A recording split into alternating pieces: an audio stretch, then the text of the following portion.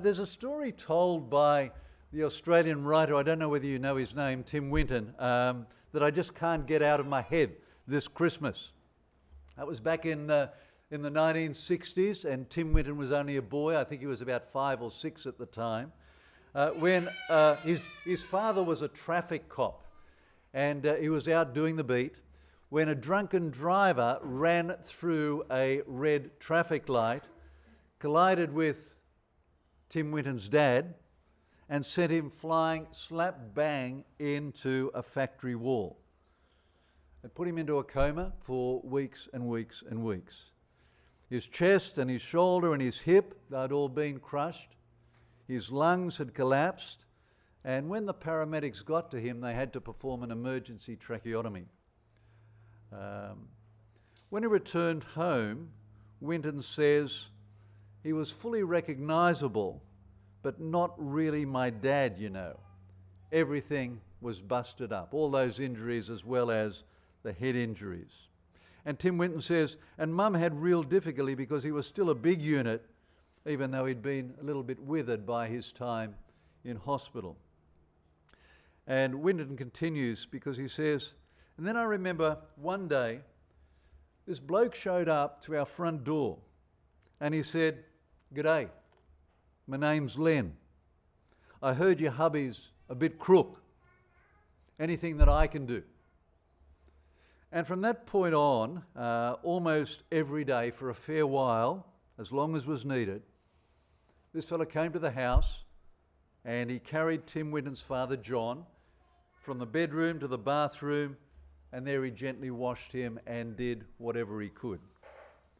It turned out that this bloke was from the local church, and his kindness, Tim Winton calls an act of grace, and it changed the family forever in ways that I'm not going to go into. It certainly affected Tim Winton deeply, and he says with a twinkle in his eye that it gave him a few stories to write. And as somebody who's read a few of Tim Winton's novels, I know that's true. The story of a stranger showing up out of the blue to help out where he can in one way or another has worked its way very deeply into Tim Winton's being and into his writing, into nearly all of his writing, I think. Well, it's a story that ever since the time that I heard him tell it has been, pops into my head from time to time, and it's been there for me this Christmas. Over the last few weeks, I'm sure you've heard Christmas carols, the familiar carols being sung here, there and everywhere. And today we've heard and read the much-loved Christmas story, and we know how it goes. The parents, Mary and Joseph, they're far from home. There's no room for them at the Bethlehem Inn. There's the baby in the animal's food trough, the manger. The shepherds out in their field expecting nothing, but interrupted by the angels and then directed to the place of birth, to the child who's wrapped in swaddling clothes. And then out they go into the world and they spread the message that a child of great significance has been born. And today we celebrate that birth too. 2,000 years later, we celebrate that birth, the entry of Jesus into our world. An entry that's sometimes called the Incarnation, God made flesh, love personified, grace embodied. We know the way that this life that was begun there continues, the life of Jesus. We know the way that it unfolds. As he grows into adulthood, he'll reach out to outcasts, those who are unclean, to sinners, to foreigners, to heretics. He'll touch them, he'll heal them, he'll listen to them, he'll eat with them, and he'll do whatever embodied thing it takes to show them that they're worthy of love just for being who they are. Tim Winton spoke of Len, the bloke who showed up and did what he could to help out. He spoke of that as an act of grace, and it was.